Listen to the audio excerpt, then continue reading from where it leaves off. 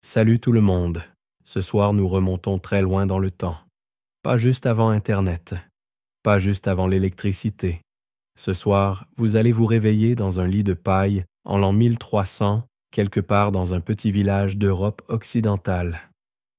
Pas de portable, pas de dentifrice, pas même de chaise confortable. Et devinez quoi? Vous ne survivrez probablement pas à cette époque. Mais ce n'est pas grave, parce que ce n'est qu'un rêve. Avant de vous mettre à l'aise, prenez un instant pour aimer la vidéo et vous abonner, mais seulement si vous appréciez vraiment ce que je fais ici. Dites-moi dans les commentaires où vous vous trouvez et quelle heure il est chez vous. Est-ce la fin de la journée ou juste une pause bien méritée? Maintenant, tamisez les lumières, allumez peut-être un ventilateur pour un léger bourdonnement de fond et commençons ensemble l'aventure de ce soir. Vous ouvrez les yeux. Ce n'est pas une chambre. Pas vraiment. C'est une pièce unique qui sert à tout. Dormir, cuisiner, accoucher, prier et parfois même cacher une poule récalcitrante. Le sol est en terre battue, légèrement humide, et votre lit, eh bien, il grince. Ce n'est pas vraiment un lit, d'ailleurs, c'est une structure en bois avec des cordes, des chiffons et un sac de paille à moitié éventré. Vous avez des pailles dans les cheveux. Littéralement.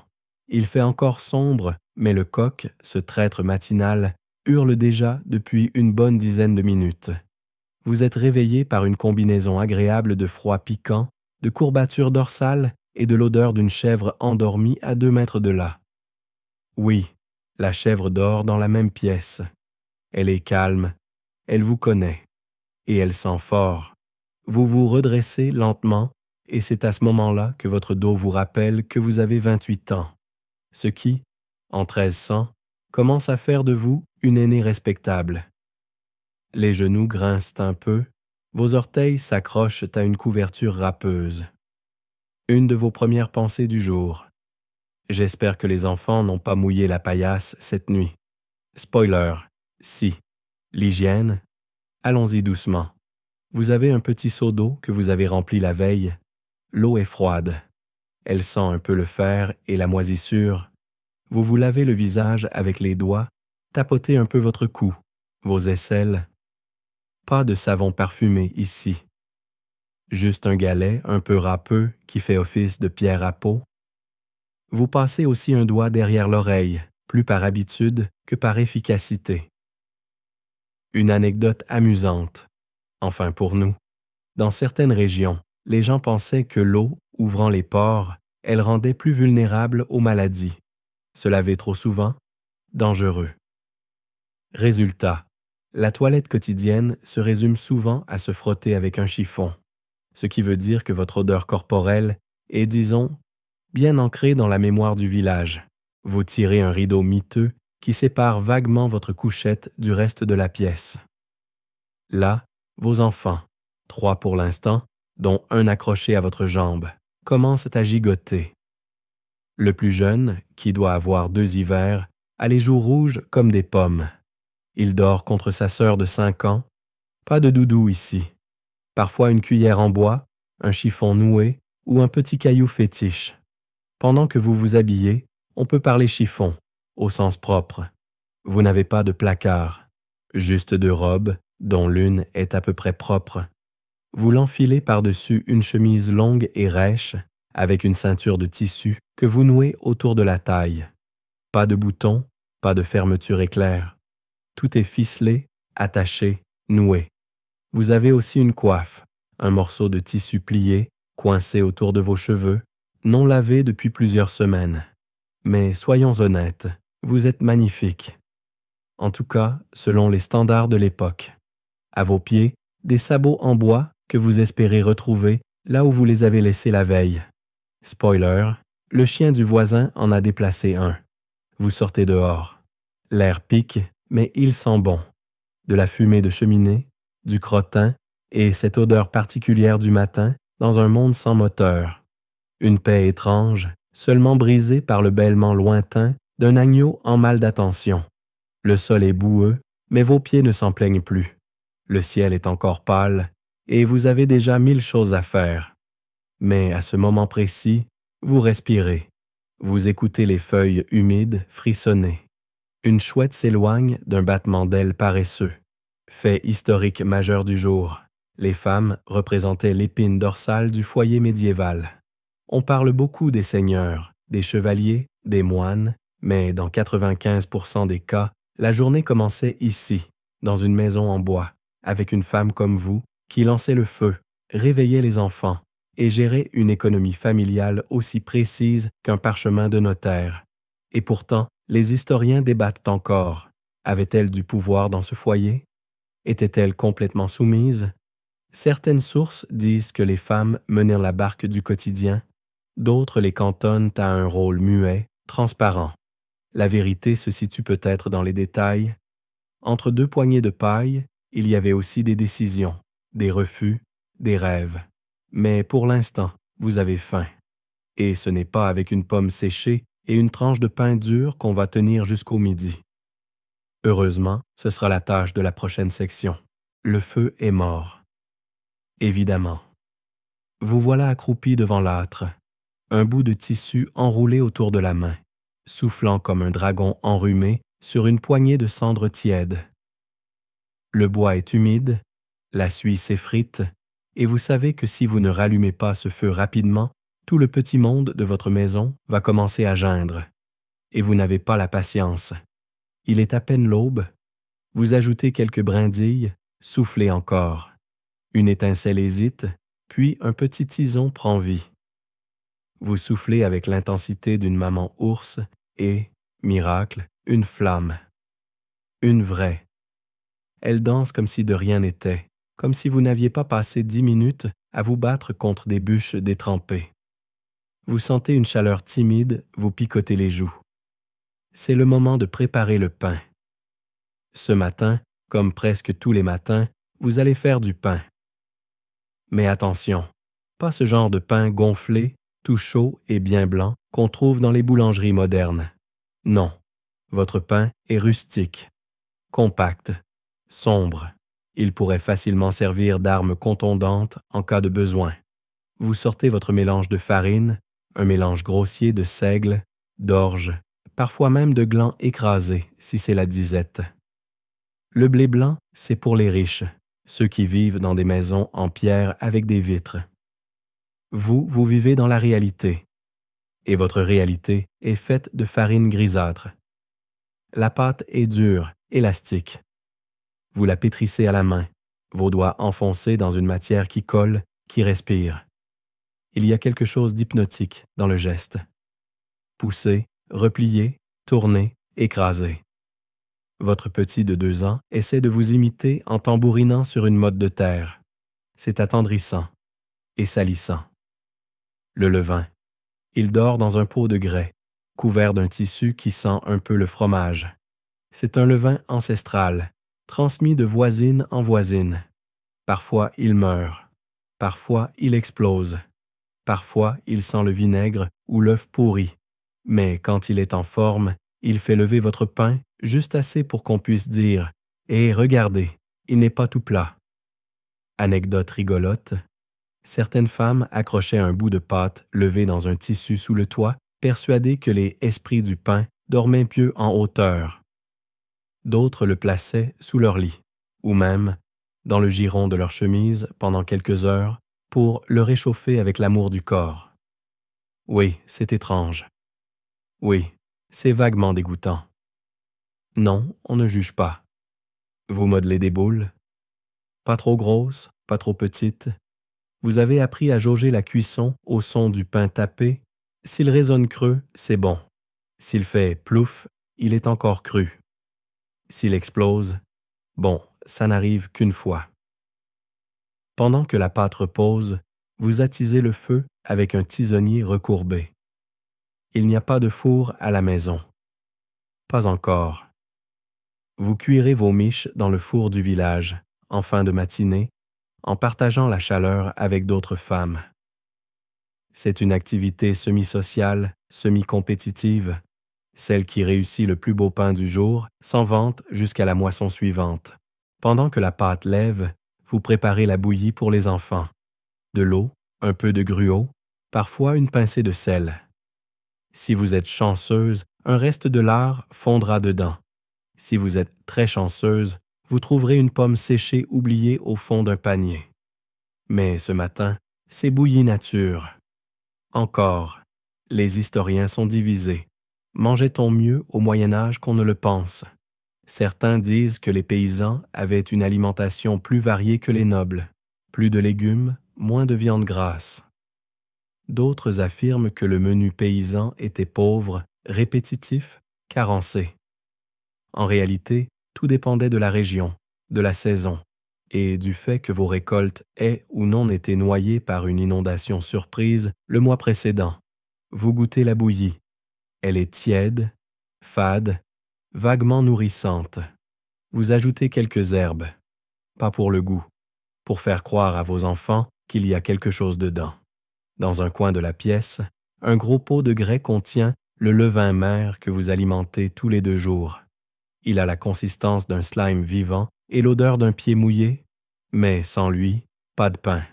C'est votre compagnon le plus fiable, même s'il bouillonne parfois comme un volcan.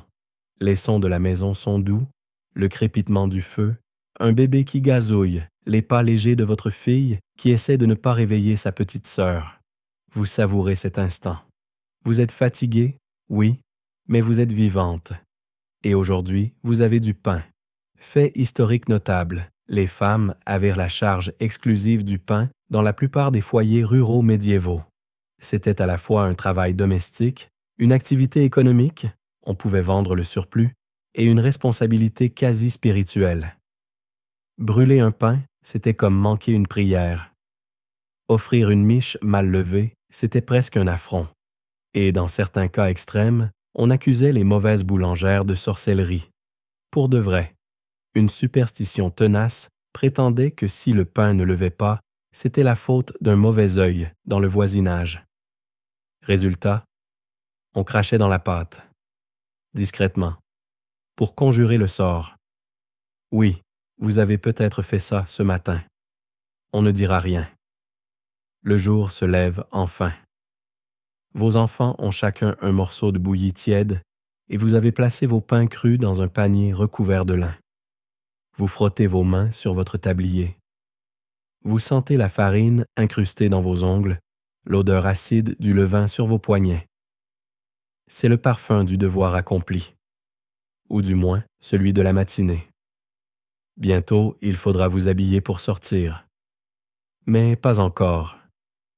Pour l'instant, vous regardez les flammes. Elles dansent, elles réchauffent vos joues. Et, pour un instant, le monde est paisible. Vous vous levez avec un petit soupir, celui d'un dos qui aurait préféré rester accroupi près du feu. Mais non, il faut sortir, il faut s'habiller. Et s'habiller, en l'an 1300, c'est toute une opération. Ce n'est pas juste enfiler un jean et un pull. Oh non, c'est toute une stratification stratégique. D'abord, la chemise. Elle est longue, ample, un peu rêche, faite de lin ou de chanvre. Elle gratte au niveau du cou, mais c'est votre couche la plus propre, alors vous la supportez. Puis vient la robe de dessous, épaisse, d'un brun neutre qui sent vaguement la fumée et le savon de cendre. Vous tirez dessus pour qu'elle tombe bien, surtout sur les hanches, parce qu'elle se froisse là où vos enfants s'accrochent. Ensuite, vous attrapez le corsage, un gilet rigide, l'ancêtre mal léché du soutien-gorge. Il faut le lasser dans le dos, mais comme vous êtes seul ce matin, vous rusez. Vous faites un nœud à mi-hauteur, puis vous tournez tout le corsage autour de vous comme un croissant un peu trop serré. Une anecdote amusante. Certaines femmes utilisaient des os d'animaux bouillis pour rigidifier leurs vêtements, surtout autour du ventre. Pas pour l'esthétique, mais pour se tenir droite et éviter de trop s'affaisser en vieillissant. Résultat, vous avez l'impression de porter une armure contre l'ostéoporose. La robe de dessus suit une couche plus foncée, parfois décorée si vous avez eu un bon été. Vous nouez la ceinture, en cuir si vous avez de la chance, en corde si ce n'est pas le bon mois. Dessus, vous accrochez tout ce qu'il faut. Une bourse avec quelques deniers en cuivre, un petit couteau, parfois un trousseau de clés si vous avez la responsabilité du grenier familial. Ce n'est pas de la mode, c'est de la fonction. Vous portez votre vie à la taille. Et ce n'est pas fini. Pour sortir, il vous faut une coiffe. C'est obligatoire. Une femme mariée doit cacher ses cheveux. Vous enroulez donc un long morceau de tissu sur votre tête et vous le nouez derrière la nuque. Il glisse un peu. Toujours. Il y a de l'art là-dedans, mais ce matin, vous n'êtes pas une artiste. Tant pis. Il faut encore prendre le grand panier en osier, celui qui a une poignée cassée. Vous y placez vos pains levés. Sur le dessus, vous rajoutez un torchon. Il est propre, presque. Le plus délicat maintenant, équilibrez ce panier sur votre tête. Oui, votre tête. C'est un talent. Vous avancez lentement, redressez la colonne, pliez légèrement les genoux. Et voilà, vous avez l'air d'une reine de l'équilibre. Une reine légèrement courbée, mais une reine quand même. Vous sortez de la maison. Les sabots claquent sur la terre encore humide. Il y a un brouillard léger, une odeur de bois et de fumier, et le bruit des seaux qu'on traîne à travers les flaques. Vous croisez Jeannette, qui vous salue d'un jour aussi fatigué que votre dos. Elle aussi a un panier sur la tête. Elle transporte des œufs. Elle a plus d'équilibre que vous. Vous le savez, elle le sait. Fait historique majeur. Au XIIIe siècle, les femmes géraient la plupart des aspects logistiques de la vie quotidienne. L'eau, la nourriture, le linge, les enfants, la gestion du feu, les plantes médicinales, la prière et parfois même les comptes du foyer. Et pourtant, sur les manuscrits enluminés, on les voit surtout en train de filer ou de pleurer. Étrange oubli collectif. Sur votre chemin, vous passez devant la vieille forge. L'odeur du charbon est âcre. Vous entendez le forgeron marteler quelque chose, probablement un fer à cheval, ou une serrure, ou un outil de torture. Non, pas ça. Pas avant le déjeuner. Et là, dans un tournant, vous tombez sur une statue de pierre au regard étrangement doux. Une vierge, à moitié couverte de mousse, dont les traits ont été lissés par le vent. Vous faites un petit signe de tête. Pas vraiment une prière, plutôt une sorte d'accord tacite. Toi et moi, on tient bon. Sur le chemin du four, vous croisez un petit groupe de jeunes garçons qui s'amusent à faire rouler un cerceau avec un bâton. Ils rient, l'un d'eux trébuche. Ils se relèvent sans pleurer. Vous souriez. C'est un bon matin. Mais soyons honnêtes, tout cela est lourd. Vraiment. Votre panier pèse, vos reins grincent, et vous pensez très sérieusement à vous asseoir sur le muret de pierre près du puits. Juste 5 minutes? Mais non. Le pain d'abord. Vous repensez à cette légende étrange racontée par votre grand-mère, qu'une fois, une femme avait oublié de couvrir ses cheveux en allant au marché, et que le diable l'avait poursuivie dans les bois jusqu'à ce qu'elle se transforme en chouette. Est-ce vrai? Les historiens se disputent encore pour savoir si cette histoire n'a pas été inventée plus tard pour inciter à la modestie ou pour faire peur aux adolescentes trop coquettes. Mais dans le doute, votre coiffe est bien nouée. Vous arrivez enfin devant le grand four commun. La fumée s'échappe d'une haute cheminée. Il y a déjà quelques femmes qui attendent. Vous échangez un regard fatigué, mais complice. L'une d'elles, Margot, sort un pain noirci, fumant, qu'elle glisse dans un torchon avec une fierté non dissimulée. Vous sentez que la compétition du jour va être rude. Vous attendez votre tour. Le fournier vous fait signe. Vous avancez, déposez vos pains. Il les glisse dans l'antre brûlant avec une pelle en bois. Et maintenant, il faut attendre. 15 minutes, parfois 20. Le moment parfait pour papoter, ou médire, ou échanger une pincée de sel contre un bouton en bronze. Mais vous regardez les flammes. Encore, elles vous fascinent, elles vous réchauffent, elles vous disent « Tu as déjà fait tant aujourd'hui » et il n'est même pas midi. Vous quittez le four du village avec vos pains encore tièdes, glissés dans un linge à peine plus propre que votre conscience, quand vous avez prétendu que la dernière tournée était parfaitement levée. Elle ne l'était pas du tout, mais chut. Les autres femmes repartent aussi, certaines avec des miches magnifiques, d'autres avec ce qu'on pourrait poliment appeler des galets nutritifs. Vous n'êtes pas la meilleure boulangère du village, mais votre croûte craque joliment. C'est déjà ça. Vous marchez lentement sur la route principale, une allée de boue flanquée de flaques stagnantes, traversée par des canards, 2 chiens errants et une chèvre qui semble avoir des intentions politiques. À votre gauche, la masure du tanneur fume à nouveau. Une odeur d'urine, de cuir et d'angoisse sociale s'échappe de la cour. Vous pressez le pas, pas parce que l'odeur vous gêne, vous y êtes habitué, mais parce que vous redoutez que le tanneur vous interpelle pour vous parler de ses chaussures expérimentales. Personne ne veut ça. Plus loin, sur une petite place, plusieurs femmes vendent quelques produits. Ce n'est pas un marché officiel, juste un espace semi-toléré où s'échangent des œufs, du fromage, des bandes de tissu, quelques herbes médicinales et une infinité de nouvelles sur qui a fait quoi avec qui dans le verger de l'abbé. Vous posez votre panier, dépliez un tissu, alignez vos pains encore chauds. Une odeur douce se répand et une vieille dame, Marguerite, s'approche pour humer le tout sans acheter. Classique. Une chose que peu de gens savent, les femmes jouaient un rôle économique essentiel, même sans statut officiel. Vous n'avez pas le droit d'avoir une échoppe. Vous n'avez pas de registre, pas de compte, pas de reçu. Mais vous vendez, vous troquez, vous échangez. Une miche contre 2 œufs, un morceau de tissu contre un bouquet de sauge, un sourire contre un ragot. Aujourd'hui, vous cherchez du sel, pas pour la cuisine, pour la conserverie. Le poisson que votre cousin a ramené de la rivière a besoin d'un bain de sel, sinon il va se transformer en une chose vivante d'ici 2 jours.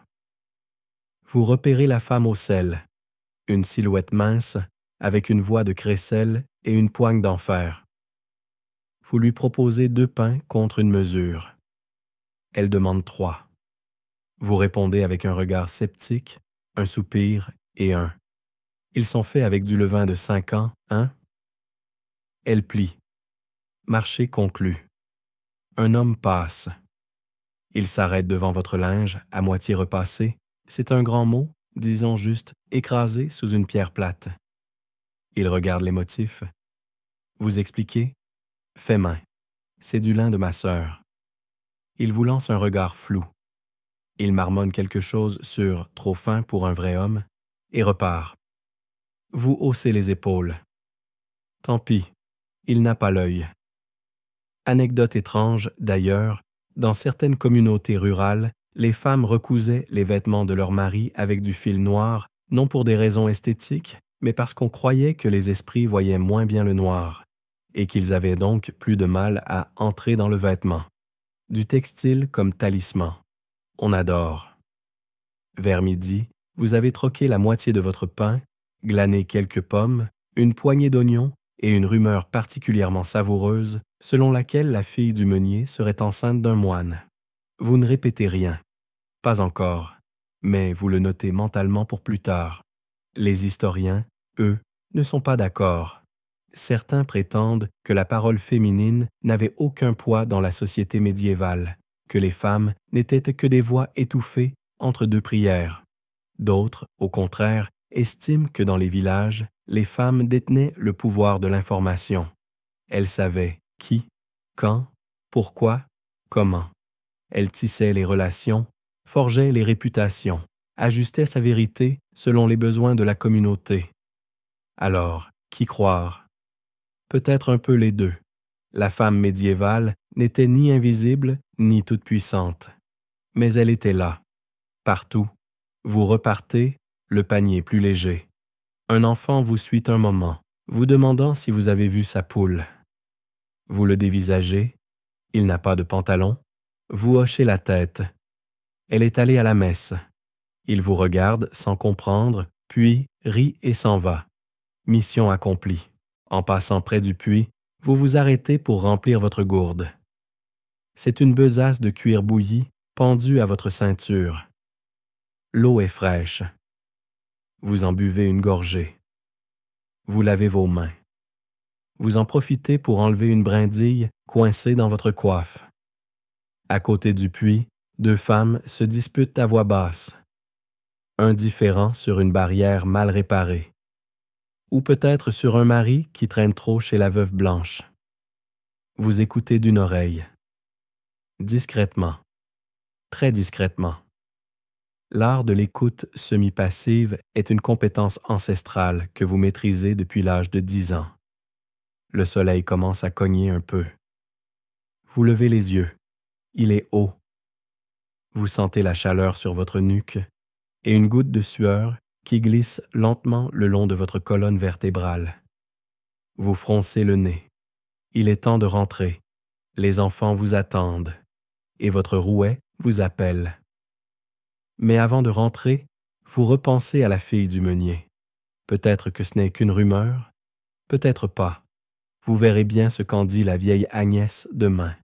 Elle sait tout, même ce qu'elle ne devrait pas savoir. Et en attendant, vous vous remettez en route. Vos sabots claquent doucement sur la boue. Vous portez moins qu'au matin. Mais le poids du monde, lui, ne diminue jamais vraiment. Vous êtes de retour chez vous, et la chaleur du feu s'est presque éteinte. La chèvre est partie explorer l'intérieur du poulailler, et un enfant, vous n'êtes pas encore sûr lequel, a dessiné un soleil maladroit sur le mur entorchi avec ce que vous espérez très fort être de la cendre. Il est temps de passer à une tâche aussi monotone que nécessaire, filer. Vous vous asseyez sur un tabouret bas, un coussin de paille sous les fesses pour éviter l'humidité du sol. Le rouet, grand et grinçant, vous attend. Il a l'air d'un animal à domestiquer, avec sa roue un peu voilée et sa pédale capricieuse. Vous installez votre quenouille, ce petit bâton orné de fibres brutes, attaché grossièrement avec de la ficelle. La matière est rêche, légèrement odorante, mais vous l'avez bien peignée, et elle glisse entre vos doigts avec une résistance familière. Vous pédalez doucement, la roue commence à tourner. Le fil prend forme entre vos doigts. Il se tend, se détend, s'enroule sur lui-même. Il craque parfois, casse souvent. Vous recommencez encore. C'est un geste ancien, un geste qui ne finit jamais, et surtout, un geste que personne ne félicite. Fait historique majeur. Au Moyen Âge, la plupart des textiles domestiques étaient produits à la main, et les femmes y consacraient des heures, voire des jours entiers. Filer, tisser, rapiécer, repriser, c'était un cycle sans fin, une charge invisible, mais essentielle. On ne cousait pas pour s'amuser, on cousait pour survivre. Et même une chaussette devenait un trésor. Les fils s'accumulent lentement autour de la bobine, et vous entendez au loin un merle qui chante. Il est perché sur le toit de la grange, peut-être en train de se moquer de vous. Vous lui adressez un petit grognement. Il continue quand même. Insolent. À vos pieds, votre fille joue avec les chutes de laine. Elle tente d'en faire une poupée, en roulant le fil autour d'un bâton. Vous la laissez faire. Elle ne réussira probablement qu'à créer une sorte de limace en peluche, mais au moins, elle est occupée et silencieuse. La lumière entre par l'unique ouverture du mur, ce qu'on ose appeler une fenêtre, et vient illuminer les fibres suspendues. Elles flottent un peu dans l'air comme des poussières vivantes. Vous avez cette pensée étrange que chaque fil contient un fragment de votre fatigue, une mèche de vos jours passés. Vous vous souvenez d'une anecdote transmise par votre grand-tante. Autrefois, on disait que tuer une araignée à côté du rouet portait malheur. Pas parce que c'était cruel, mais parce qu'on croyait que les araignées tissaient les fils du destin. En tuer une, c'était risquer d'interrompre le cours de la vie.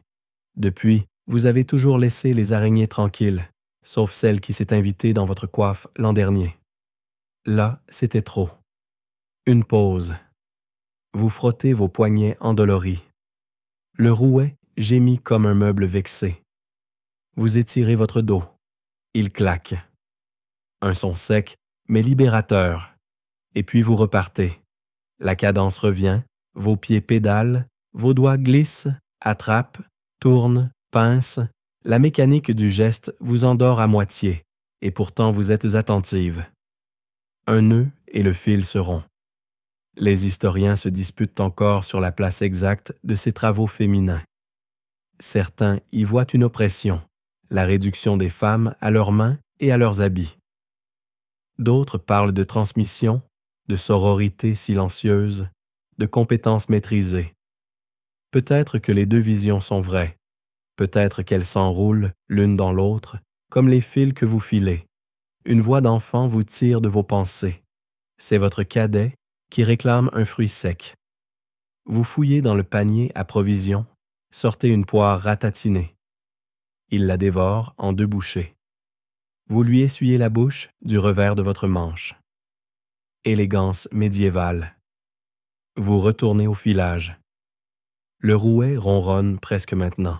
Il accompagne vos pensées, vos souvenirs. Vous pensez à votre sœur, mariée dans un village voisin.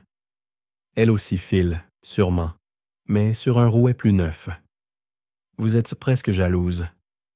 Presque. Vous vous souvenez de la fois où, petite, vous avez tenté de filer en cachette. Le fil s'était coincé dans vos cheveux et votre mère avait dû couper une mèche entière.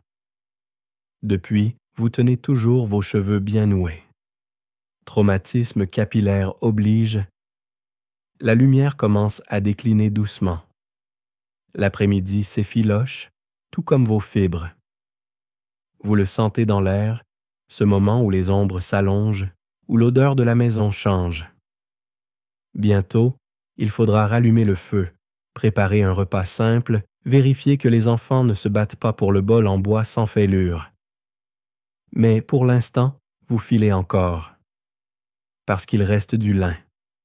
Parce que les chaussettes de votre mari sont trouées. Parce qu'on attend de vous que tout soit prêt, sans jamais dire merci. Et vous le faites.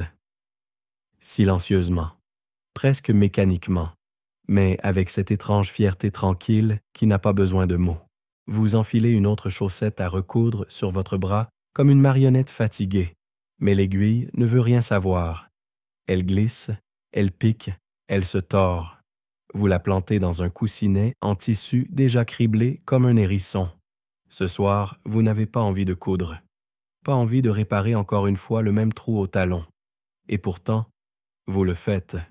Votre mari rentre. Jean le muet. Il n'est pas vraiment muet, mais il parle si peu que le surnom est resté. Un grognement pour bonjour, un hochement de tête pour le dîner, et parfois, rare comme une éclipse, une phrase entière pour dire que le toit fuit. Il vous regarde, puis s'assied sans un mot. Il a les mains noires de terre. Il sent la sueur et la fumée. Il vous tend un navet. C'est un geste tendre, en l'an 1300. Vous commencez à préparer le repas. Quelques légumes bouillis, un peu de graisse raclée d'un pot et du pain rassis trempé dans l'eau chaude pour faire illusion. Pas de viande ce soir. Pas de viande depuis plusieurs soirs d'ailleurs. Mais les enfants seront contents. Vous avez trouvé une échalote un peu moins flasque que d'habitude. En éminçant le navet avec votre couteau émoussé, votre esprit vagabonde vers votre propre mariage. Vous aviez 14 ans, Jean, 16. Vous n'aviez pas le choix.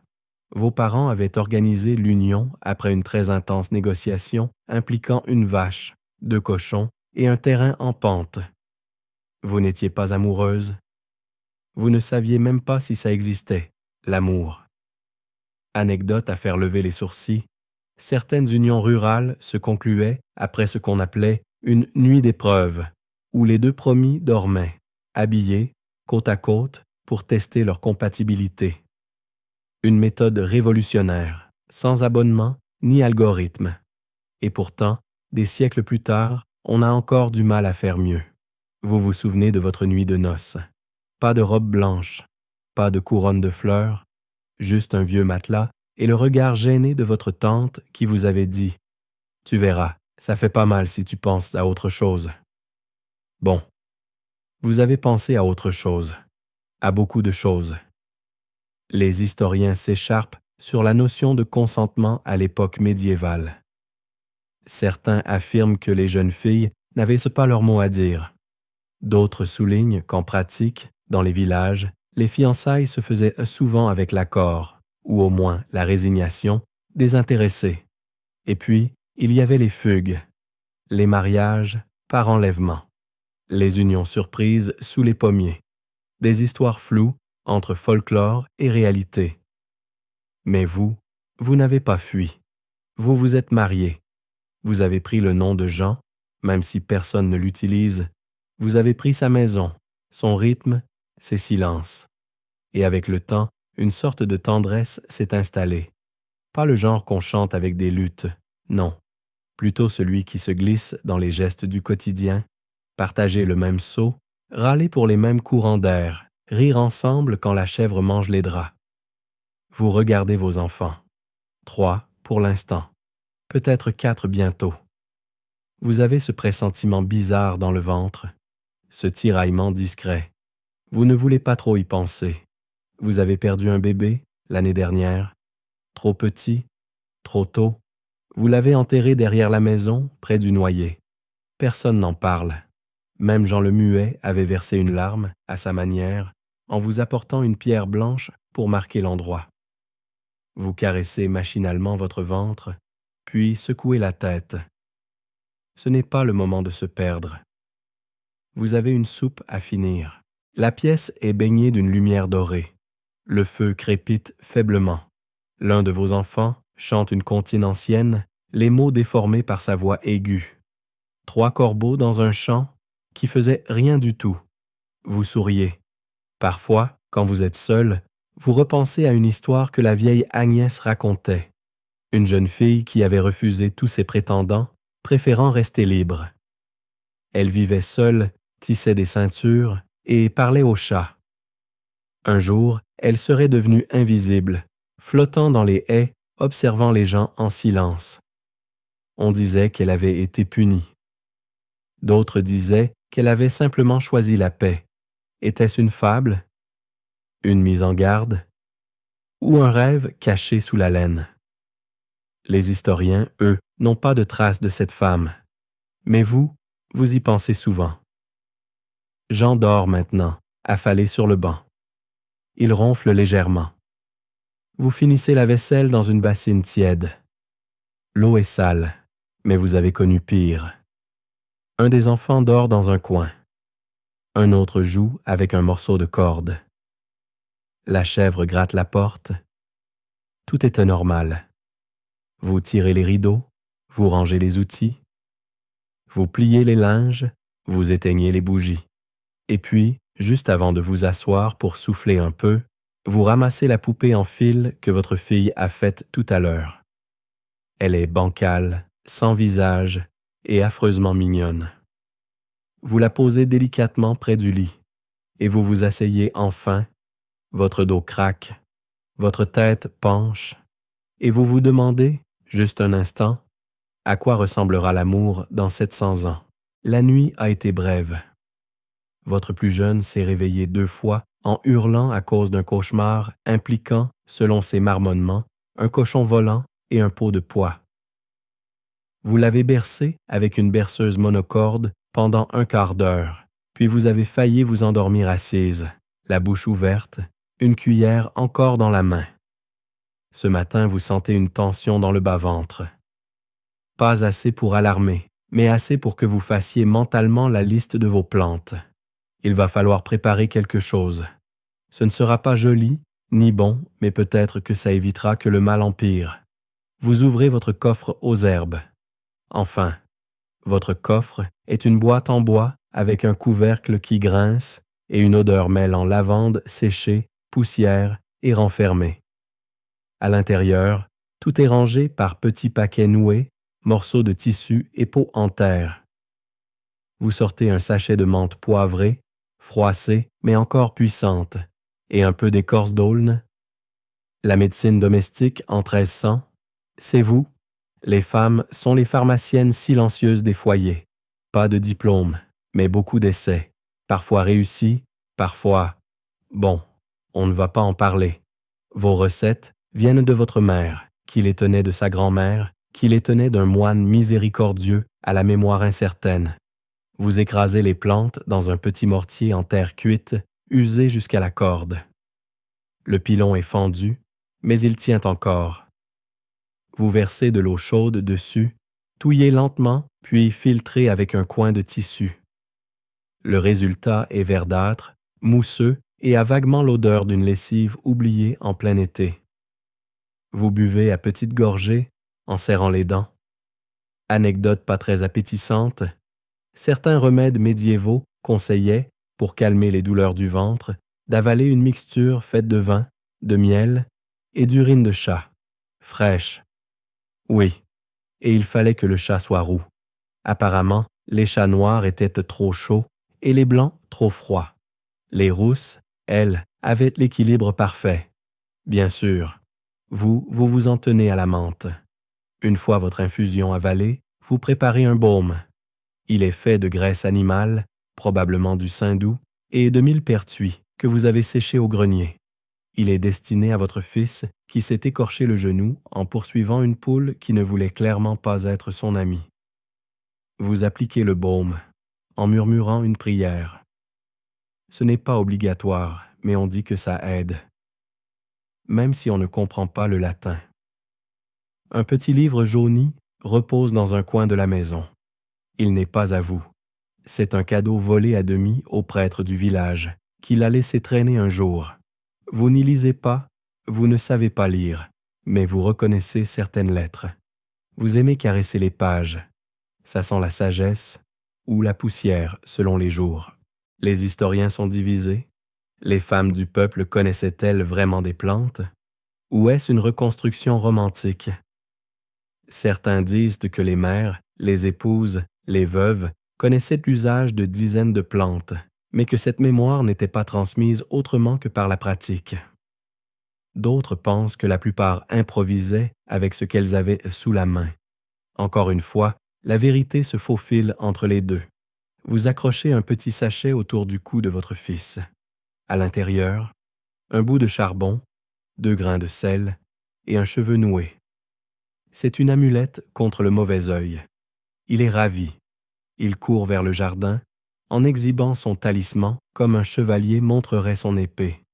Et pendant que vous le regardez, vous pensez à toutes les choses étranges qu'on vous a racontées, comme cette légende locale sur les femmes qui portaient des grenouilles séchées dans leurs jupes, cousues dans l'ourlet, pour protéger leur ventre.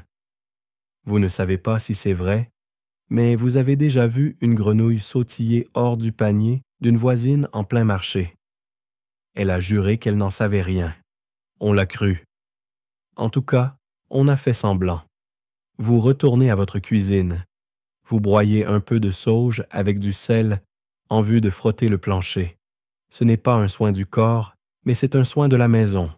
Et parfois, on ne fait pas la différence. Il y a des moments où vous vous sentez sorcière.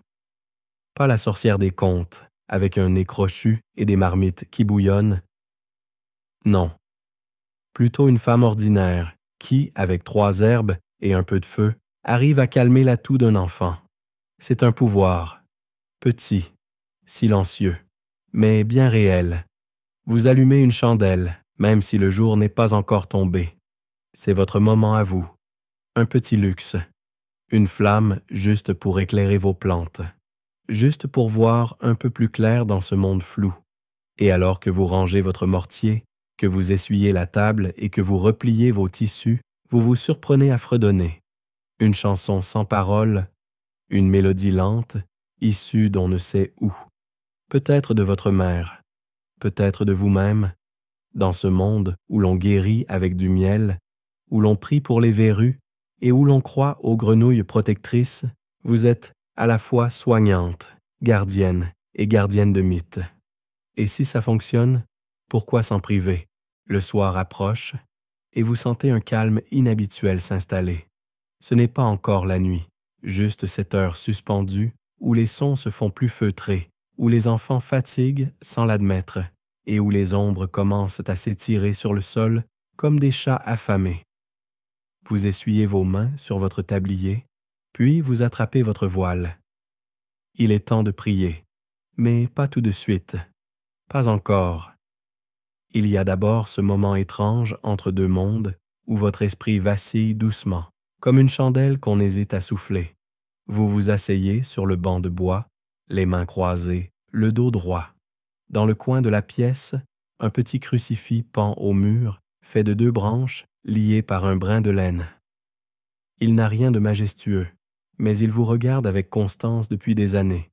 Parfois, vous lui parlez, pas avec des mots précis, juste des pensées lancées comme des cailloux dans un puits.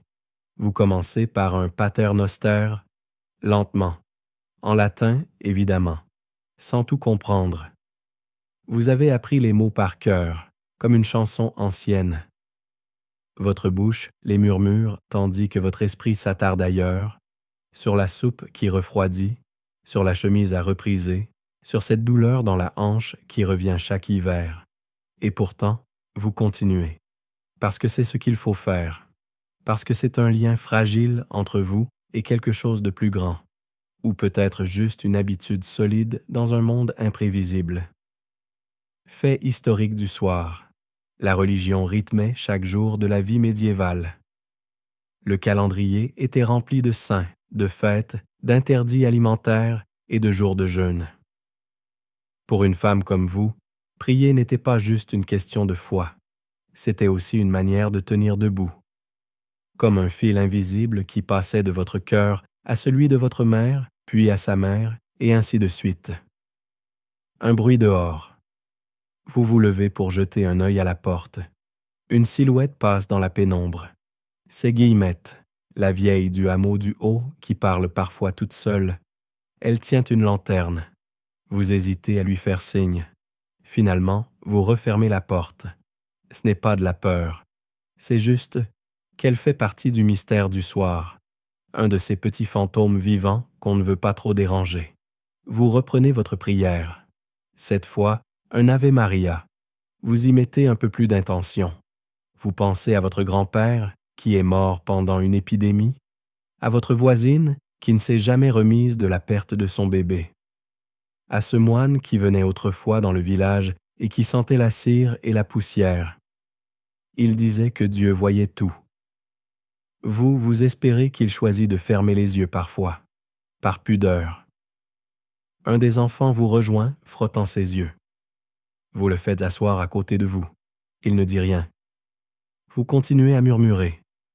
Il vous imite. Ses mots sont flous, baveux. Mais il essaye, et cela suffit. Les historiens débattent. À quel point les femmes comprenaient-elles leur foi?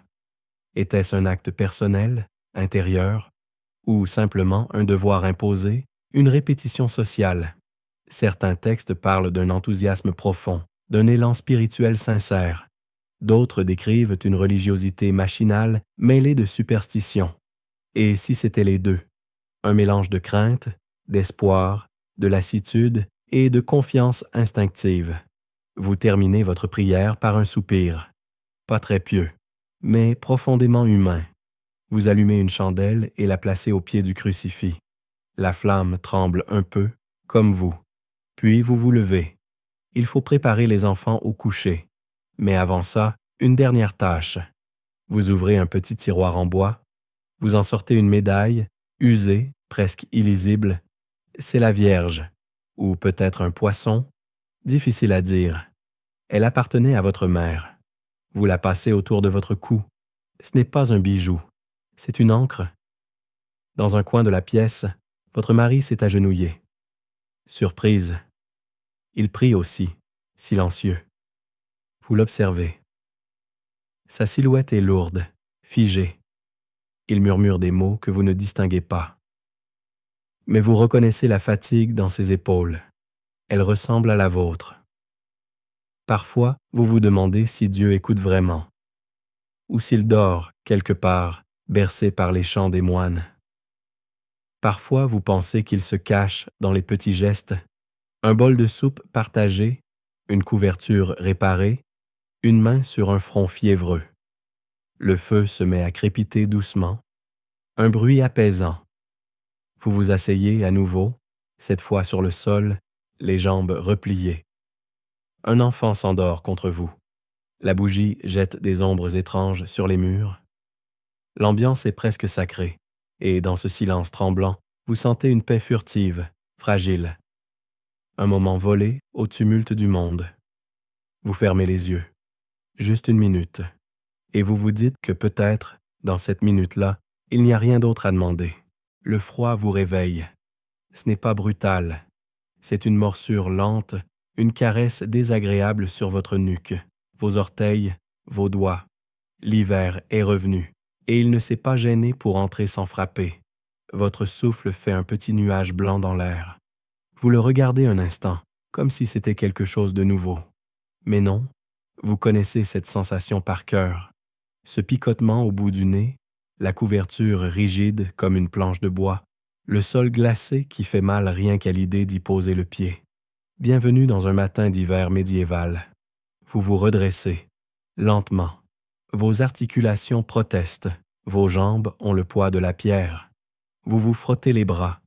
Votre chemise est humide de condensation.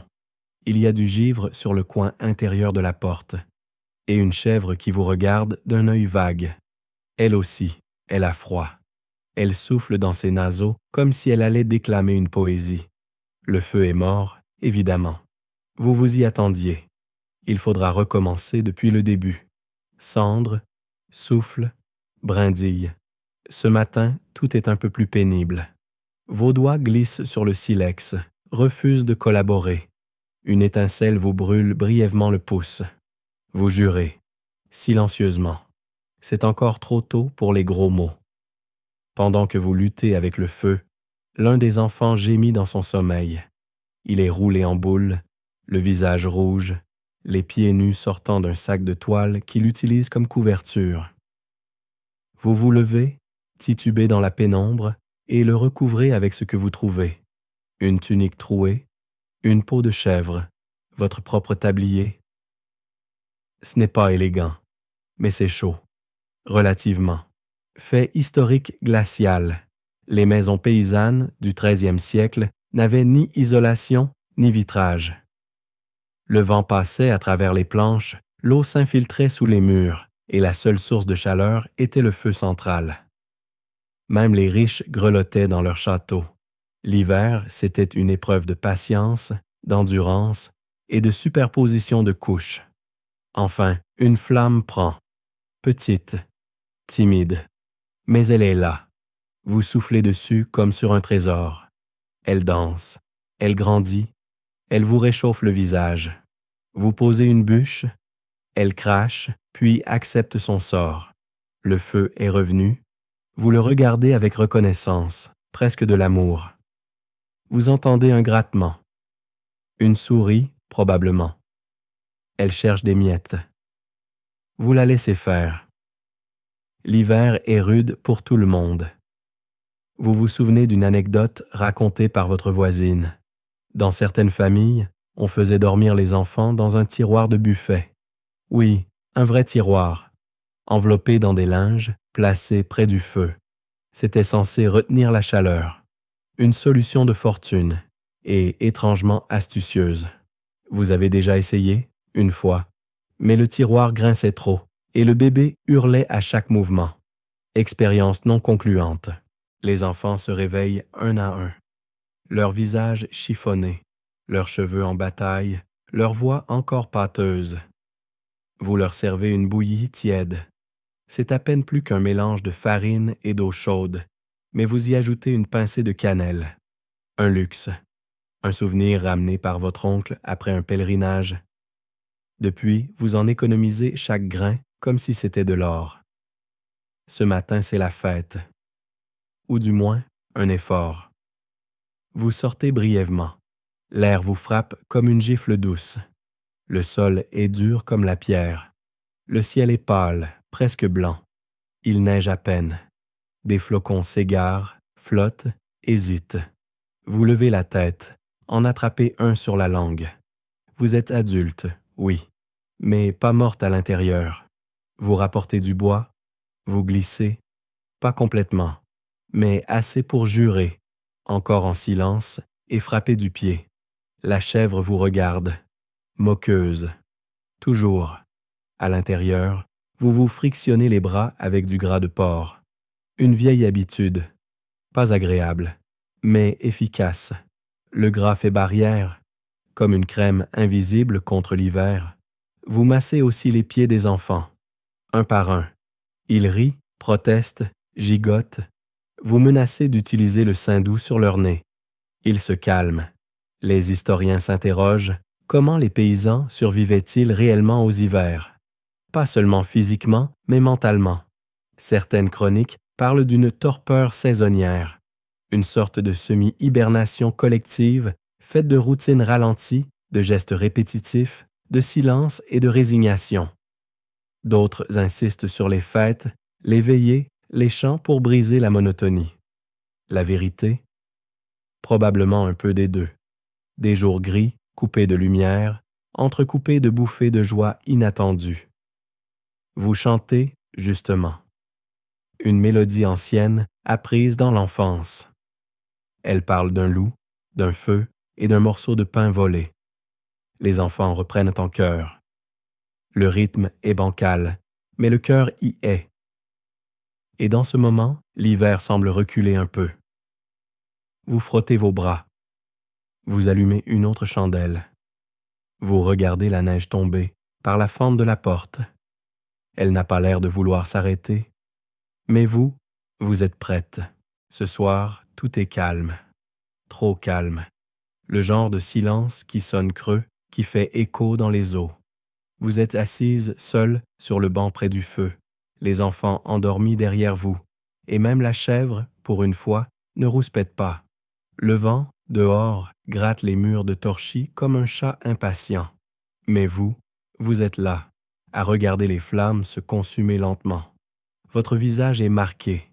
Les rides ne sont pas profondes, mais elles sont là, discrètes, dessinées par le froid, les chagrins, les sourires rares. Vous vous caressez la joue, lentement, comme pour vous rappeler que vous êtes encore là, encore vivante, encore debout. Il y a des jours où vous avez l'impression de disparaître, pas en un grand éclat tragique, non, plutôt par effilochage, comme vos vieilles tuniques qu'on ne recoud plus, comme les souvenirs qui s'étiolent, qui se brouillent. Vous vous souvenez de votre mère. Elle aussi passait ses soirées comme ça, à la lumière tremblante, à plier des linges qui sentèrent la cendre. Elle vous racontait des histoires à moitié vraies, des contes sur des femmes devenues des loups, des papillons, des pierres. Elle disait que les vieilles femmes connaissaient des secrets que personne ne demandait plus. Vous sentez que vous devenez cette femme-là? Lentement. Une silhouette dans un coin, qu'on écoute par politesse, mais qu'on consulte rarement. Fait historique que peu de gens évoquent, dans de nombreuses communautés rurales du Moyen Âge, les vieilles femmes jouaient un rôle central. Guérisseuses, sages-femmes, conseillères, elles étaient parfois redoutées, souvent respectées. Mais aussi, et c'est là le paradoxe, oubliées. Effacées des documents, des chroniques, des vitraux. Les historiens ne sont pas d'accord. Certains soutiennent que les femmes âgées perdaient tout pouvoir, recluses, méprisées, soupçonnées de sorcellerie dès qu'elles sortaient de la norme. D'autres affirment qu'elles devenaient des piliers, essentiels au tissu social. Peut-être qu'elles étaient les deux, invisibles et indispensables, silencieuses et puissantes. Vous touchez le collier autour de votre cou. Ce n'est plus une médaille. C'est un bouton d'os récupéré dans la chemise de votre mari après qu'il soit tombé malade l'an passé. Il a survécu. Mais depuis, il boite. Il parle un peu plus. Peut-être parce qu'il a vu la mort s'approcher. Vous vous levez, lentement. Vos jambes sont raides. Vous ramassez un morceau de tissu tombé au sol. Une chaussette d'enfant, toute petite. Vous la tenez entre vos doigts et, soudain, vous vous souvenez du jour où vous l'avez cousue. C'était au printemps. Il faisait beau. Vous étiez assise dehors. Une autre vie. Votre maison est modeste, mais pleine de vous. Vos gestes sont imprimés dans les murs, dans les planches, dans le feu qui brûle chaque soir. Même si personne ne l'écrit. même si aucune chanson ne porte votre nom. Dans un coin, votre fille respire profondément. Elle rêve peut-être de quelque chose d'impossible, d'un monde où elle pourra choisir sa vie, ou au moins sa robe. Vous espérez qu'elle verra ce monde. Vous espérez qu'elle vieillira autrement, ou pas. Peut-être qu'être comme vous, ce n'est pas si mal. Vous retournez près du feu. Il est bas, presque éteint. Vous ajoutez une bûche, doucement. Elle crache, résiste, puis accepte. Vous regardez la flamme reprendre vie. Vous pensez à tout ce que vous ne laisserez pas derrière vous. Pas de lettres, pas de portraits, pas de noms gravés. Mais vos enfants, le pain que vous avez pétri, les plantes que vous avez soignées, les histoires que vous avez racontées en tressant des cheveux. C'est cela, votre héritage. Invisible mais vivant. Et dans ce silence du soir, dans ce moment suspendu où plus rien ne bouge, vous souriez, fatiguée, mais présente. La chandelle vacille, et vous fermez les yeux. Là, maintenant, tout ralentit. Vous sentez encore un peu de chaleur sur vos joues, le souvenir d'un feu qui murmure doucement à travers la pièce. Vous entendez les dernières respirations paisibles, le bois qui craque, peut-être même la neige qui glisse du toit. Votre corps repose, enveloppé de tissu rêche, mais rassurant. Chaque muscle, chaque pensée, chaque inquiétude se délasse, comme une pelote qu'on déroule enfin après une longue journée. Le passé ne fait plus peur, il ne fait plus mal.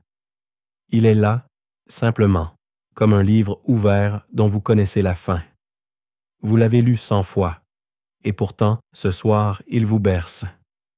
Vous n'avez plus besoin de faire, de penser, de décider, seulement d'être cette femme du passé, anonyme et précieuse, d'être celle dont la vie n'a jamais été racontée, sauf ce soir. Alors laissez votre souffle s'apaiser, laissez les images s'éteindre lentement comme une chandelle qui rend les armes. Laissez la nuit s'installer, douce et complète.